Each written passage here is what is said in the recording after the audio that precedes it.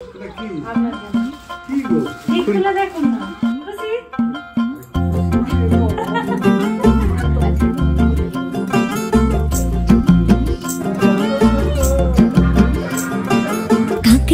तो पंख लेके उड़ा चला जाए। হ্যালো বন্ধুরা, কেমন আছো সবাই? হোপ কি সব অনেক ভালো আছে, সুস্থ আছো। সকলে সুস্থ কামনা করে নতুন আরও একটি ভিডিও নিয়ে হাজির হয়েছি। পুরো ভিডিও দেখতে থাকো, আশা করছি অনেক ভালো লাগবে। জায়গাটা অনেক সুন্দর। আগের দিনের ভিডিওটা যেখান থেকে শেষ করেছিলাম ঠিক সেখান থেকেই আজকের ভিডিওটা কিন্তু আমি শুরু করলাম।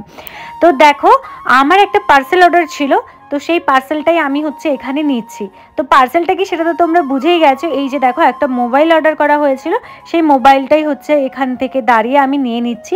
তার কারণ হলো, আমি আজকে গেছিলাম শপিং মলে। যারা আগের দিনের ভিডিও দেখোনি, দেখো বুঝতে পারবে। তো শপিং মলে চলে গেছিলাম, এই পার্সেলটা বাড়িতে জাস্ট দিতেই যাচ্ছিলো। আমি ফোন করে আবার বললাম, মানে আমার কাছে যখন ফোন এসছে বলছি না না ওটা বাড়িতে দেবে না, ওটা হচ্ছে একজনের জন্য, মানে আমার শ্বশুরমশাইয়ের জন্য সারপ্রাইজ রয়েছে, তো ওটা আমি আমার নিজের হাতেই নেব, তুমি কোথায় আছো বলো, আমি ফেরার পথে নিয়ে নেব।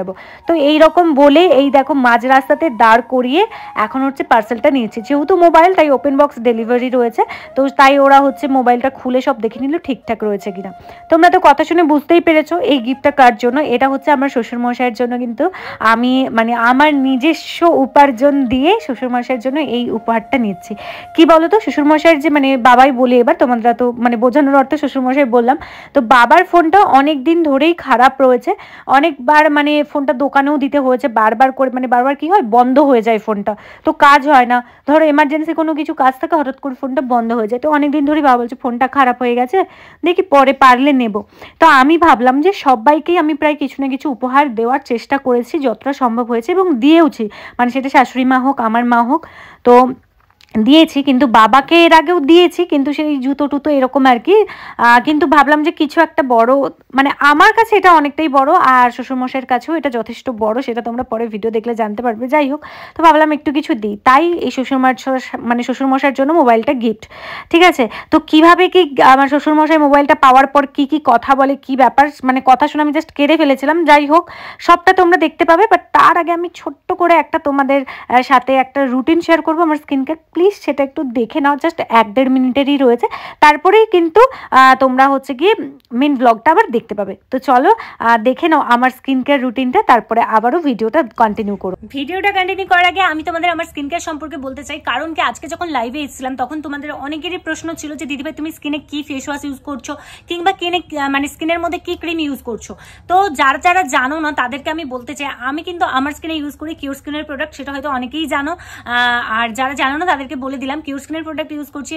তার কারণে দেখো আমার বিফোর কিরকম কি মানে স্কিনটা ছিল তোমরা দেখতে পারো। বিশেষ করে বেবি হওয়ার পর থেকে আমি একদম স্কিনের যত্ন নিতে পারতাম না, তারপর লাস্ট 1 বছর যখন স্কিনের যত্ন নিচ্ছি তখন কিন্তু আমার স্কিনের রেজাল্ট তোমাদের সামনেই বিফোর অ্যান্ড আফটার লুক তোমরা দেখতে পারো। তো যাই হোক, যারা যারা এই প্রোডাক্টটা পারচেস করতে চাচ্ছ তোমরা ইজিলি পারচেস করতে পারবে। প্রথমে তোমাদেরকে কিউর স্কিন অ্যাপটাকে ডাউনলোড করতে হবে প্লে স্টোর থেকে, তারপরে ওখানে লগ ইন করবে। লগ ইন করার পর তোমাদেরকে ফ্রিতে একটা ডক্টর সাজেস্ট করবে, এবং সেই ডক্টর তোমাদের সম্পর্কে বেশ কিছু সিম্পল প্রশ্ন করবে, উত্তর দিয়ে দিলে, এবং তারপরে তোমাদের সাইড পোর্শন ফ্রন্ট পোর্শনের ফটো এআই অর্থাৎ আর্টিফিশিয়াল ইন্টেলিজেন্সের মাধ্যমে কিন্তু ভালো করে অ্যানালাইসিস করবে, করে তোমার স্কিন প্রবলেম, তোমার স্কিনের টেক্সচার সবকিছু জাজ করে কিন্তু তোমাকে সেই অনুযায়ী ক্রিম রেকমেন্ডেশন করা হবে। ওখানে তোমরা ক্রিমটা নিয়ে নিলে টানা 3 মাস পর্যন্ত ক্রিমটা যখনই তোমরা ব্যবহার করবে, মানে একবার পারচেস করলে কিন্তু 3 মাস চলেই যায়, যখন তোমরা ব্যবহার করবে তখন কিন্তু খুব ভালো রেজাল্ট তোমরা নিজেদের হাতেই দেখতে পেয়ে যাবে। তো আর একটা কথা, যখনই তোমরা এই প্রোডাক্টটা পারচেস করবে আমার কুপন কোড কণিকা 100 ইউজ করতে কিন্তু একদম ভুলো না, তাহলে কিন্তু তোমরা প্রোডাক্ট যে পারচেস প্রাইস রয়েছে তার উপরে তোমরা 100 টাকা ছাড় পেয়ে যাচ্ছ। তো চলো বেশি দেরি না করে তাড়াতাড়ি প্রোডাক্টটা পারচেস করো, লিঙ্ক আমার ডেসক্রিপশন এবং কমেন্ট বক্সে পিন করা রয়েছে। আর হ্যাঁ, ভিডিওটা এবার কন্টিনিউ দেখতে থাকো। তো ফাইনালি বাড়িতে চলে এসছে, আর বাবা এখানে বসে বসে হচ্ছে গিয়ে ফোন দেখছিল, মানে বাবা টিভি দেখছিল আর বাবার পুরোনো ফোনটা একটুখানি চালাচ্ছিল। তো মাকে হচ্ছে গিয়ে, মা শুয়েছিল শোয়াতে, মাকে বললাম মা একটু উঠে বসুন। মাকে কিন্তু আমি সকালে বলেছিলাম বাবার জন্য একটা কিন্তু গিফট রয়েছে, আপনি কিছু বলবেন না। তো এই যে বাবাকে দেখো গিফটটা দেওয়ার পরে বাবার কি রিয়াকশন। খুলে তো দেখবেন কি, তাহলে তো জানতে পারবেন।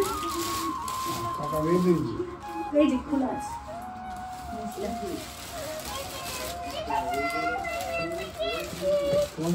খারাপ হয়ে গেছে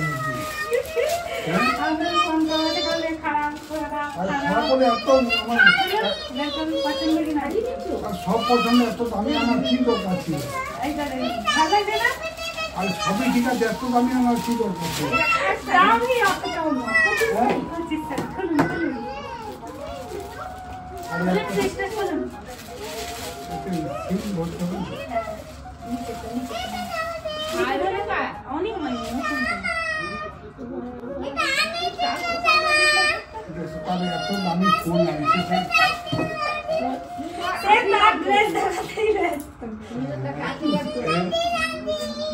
খুব সুন্দর, খুব সুন্দর।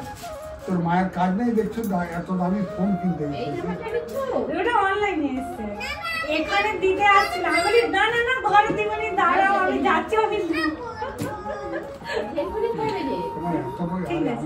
চলতে চলতেই তো বন্ধ হয়ে যায়, সব ঢুকি ঢুকি ওখানে। হ্যালো হ্যালো, এইখানে হ্যালো। দেখছো সে পোকো কোম্পানির ফোন দিয়ে এসছে, এত পয়সা দিয়ে আমার কি দরকার আছে? আমার তো চলছিল। আমি কালকে রাতেই অর্ডার দিছি। এত দামি ফোন, আরে এগুলো আমার তো চলতে ছিল। দিন আমি সব সেট করে দিই। হ্যাঁ সিম, হ্যাঁ সিম করুন। খুশি? আরে খুশি মানে এত ওর সময় এত পয়সা ফাঁসানোর কি দরকার? না আমার সময় কিছু না। আমি আজকে সকালেই রুম্পাকে বলতেছি, আমি বলি আমার বাবা যখন ছিল তখন হচ্ছে গিয়ে আমি মানে বাবার একটা স্কুটি দেবো বলে কতবার হচ্ছে গিয়ে টাকা পয়সা সব জমা করছি, দিয়ে বাবা সেই টাকাটাকে ফোনের মানে রসিদটাকে, স্কুটির রসিদটাকে ফোনের পিছনে ঢুকিয়ে ঘুরছিল। যে বাবাকে তো দিতে পারলাম, চলে গেল। যাই হোক, আপনার একটা মানে ছিল ফোনটা খারাপ হয়ে গেছিল, সেটা সত্যি কথা বলতে শ্বশুরমশাইকে যখন ফোনটা আমি দিয়েছি, দেওয়ার পরেই না আমি কেঁদে ফেলেছি। শুধু এখন না, সকালেও আমি যখন মানে রুম্পা বলে মেয়েটিকে যখন কথাগুলো বলছিলাম তখনও খুব মানে কষ্ট হচ্ছিল। আবার একদিক থেকে বলতে পারো যে এই বাবার মুখে হাসিটা দেখে অনেকটা কষ্টটা কিছুটা হলেও ভুলতে পেরেছি, আনন্দও পেয়েছি। কি জানো তো, আমার বাবাকে আমি আগেও শেয়ার করেছি, একটা স্কুটি বাবা বলেছিল স্কুটি কিনে দিতে, মানে কিনবে বলেছিল। তখন আমি বলেছিলাম আমি দেবো। তো সেই স্কুটির মানে সেকেন্ড হ্যান্ড স্কুটি, তো তার একটা রসিদ নিয়ে ফোনের পেছনে ঘুরছিল। তো এই জিনিসগুলো মনে হলে বড় কষ্ট হয়, জানো তো। এর আগেও আমি শেয়ার করেছি। যাই হোক, সেসব ছাড়ো। আর আমি এটা দ্বিতীয় দিনের আবার ভিডিওতে চলে এসেছি। তো দ্বিতীয় দিন দেখো হচ্ছে অলরেডি রেডি হয়ে গেছি শাড়ি ঠাড়ি পরে, আর মেয়েকেও কিন্তু শাড়ি পরিয়েছি। সরস্বতী পুজোতে আমরা সবাই মিলে একটুখানি বেরিয়েছি। পাড়াতেই অনুষ্ঠান হয়। প্রথমে এসেছিলাম মেসদের বাড়িতে, এখানে এসে আমরা হচ্ছে একটু আনন্দ টানন্দ করে তারপরে এই দেখো পাড়ার পুজোতে ওখানে গিয়ে অঞ্জলি দিলাম, দিয়ে তারপরে আমরা আবার একটু ঘুরতে বেরিয়েছিলাম। ঈশানী তো শাড়ি পরে সে কি আনন্দ তার, তবে বাচ্চা মানুষ তো এদিক ওদিক ছুটছে খেলছে, ওর শাড়ির পেছন দিক থেকে খালি উঠে উঠে যাচ্ছে। যাই হোক, বাচ্চা মানুষ, ও এতটাই আনন্দ পেয়েছে বলার বাইরে। আর এই দেখো এখানে হচ্ছে আমাদের আগের বছর সরস্বতী পুজোতে আমরা যে নাচ টাচ করেছিলাম, অনুষ্ঠান করিয়েছিলাম, সেই সবের হচ্ছে মানে ভিডিওগুলো দেখছি আর ভাবছি এই বছর তো আর অনুষ্ঠান হবেই না। তার কারণ হলো এই বছর পাড়ার মহলটাই এমন ছিল। ওই যে বলেছিলাম না কিছুদিন আগে একটা দাদু মানে আমাদের ছেড়ে চলে গেছেন, মানে মারা গেছেন। তো তার কারণে হচ্ছে এই বছর আর রিহার্সাল করা হয়নি, আর তাছাড়া বেশ কিছু প্রবলেম ছিল। তো সেই সব কারণে আর গ্রামে হচ্ছে এই বছর রিহার্সালও হয়নি বা অনুষ্ঠান হবে সেটাও ঠিক ছিল না। তো ফাইনালি পুজোটা হয়েছে, আর পুজোর কয়েকটা দিন আমাদের ওখানে খেলাধুলা এবং খাওয়া দাওয়া রয়েছে। তো ওখানে অঞ্জলি দিয়ে তারপরে ভাইয়ের সাথে আর হচ্ছে পাড়ার আমার আরও একটা, এটা মানে কাকিমা সম্পর্কে হবে, তো আমরা সবাই মিলে হচ্ছে ঘুরতে বেরিয়েছি বলতে আমাদের বাড়ির কাছাকাছিও ঠিক না, আধা ঘন্টা দূরে হবে, আধা ঘন্টা বা হয়তো 40 মিনিট এরকম দূরে একটা হচ্ছে স্কুল রয়েছে। সেই স্কুলের সামনে এই যে দেখতে পাচ্ছ খুব বড় করে এখানে সরস্বতী পুজোটা করা হয়। তো সেখানেই ভাই বললো চলো দিদি ভাই ওখানে ঘুরতে যাই। তো আমরা সবাই বললাম যে ঠিক আছে চলো তাহলে ওখানেই ঘুরতে যাই। তো ঈশানী দেখো ওই যে কাকিমার মেয়েটার সঙ্গে সঙ্গী পেয়েছে, ওরা যাচ্ছে, আর আমি আর দিদি মানে কাকিমা আর কি একসঙ্গে যাচ্ছি। ভাই পেছন যে ভাই হচ্ছে ভিডিওটা করে দেয়, আমার অনেক হেল্প করে, কেন মিথ্যা কথা বলবো। তো এই দেখো স্কুলের সামনের গেটটা কিন্তু জাস্ট অসাধারণ হচ্ছে গিয়ে সুন্দর করে সাজিয়েছে।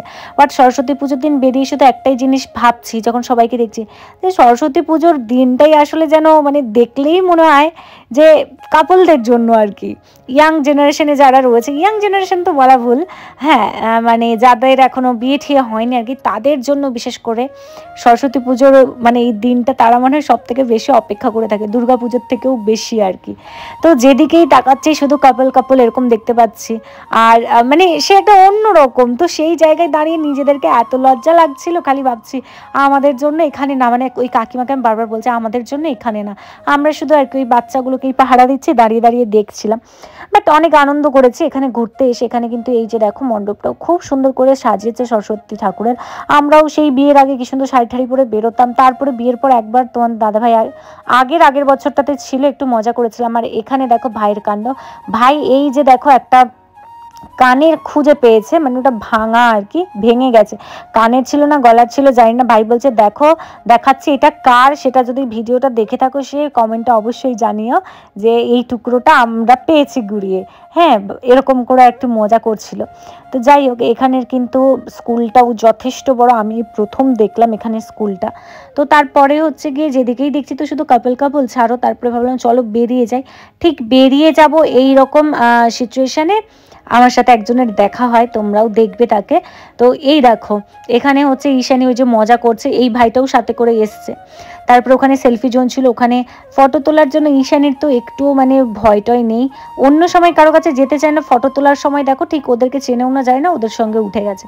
যাই হোক, এইবার বলি মানে কি জানো তো, এতদিন তো ইউটিউবে যতজন আমায় চিনতো বা দেখেছে তারা আমার সাথে কথা বলতো দেখা হলে, বাট এই প্রথম ফেসবুকের ভিডিও দেখে আমাকে বলছে দিদিভাই আমি তোমার ফেসবুকে সব ভিডিও দেখি, খুব ভালো লাগে, মানে ফেসবুক থেকেই আমাকে চেনে। তো আমার এই যে সেলফি তুললো, এখানে একটু ফটোটাও তোলা হলো, এই জিনিসটা খুব ভালো লাগে। সত্যি কথা বলতে এখন ইউটিউবের থেকে ফেসবুকে হচ্ছে বেশি আমার মানে সময়টা বেশি কাটে, বা ওখানে বেশি ভিডিও আপলোডও করা হয়।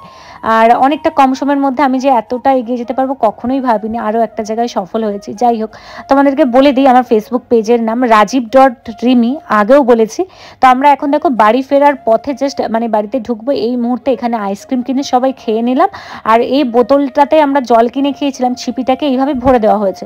তো বলা হয়েছে যে যদি বের করতে পারে তাহলে মানে ও জিতে যাবে। তো বলছে হ্যাঁ বের করে দেবো। আমি বলছি কখনোই পারবে না, প্লাস্টিক কিন্তু ফেলতে হলে মানে বোতল বিশেষ করে এইভাবেই ফেলা উচিত। তো সেই জন্য আবার বোতলটা দেখো বয়ে বয়ে আমরা ঘরেও নিয়ে যাচ্ছি, যাতে মানে ও বাড়িতে গিয়ে চেষ্টা করতে পারে। তো যাই হোক, সবাই মিলে কিন্তু অনেক মজা করেছি, আনন্দ করেছি। আর ফাইনালি এইবার হচ্ছে যাচ্ছি বাড়ি, কারণ পাড়াতে আজকে দুপুরবেলাতেও হচ্ছে খাওয়ার অনুষ্ঠানটা রয়েছে, মানে খাবো গিয়ে, আর মুখের মধ্যে আইসক্রিম লেগে রয়েছে। যাই হোক, তো খাবো আর কি, সেই ভেবেই হচ্ছে যাওয়া। তো চলো ভিডিওটা এখানেই শেষ করছি, টাটা।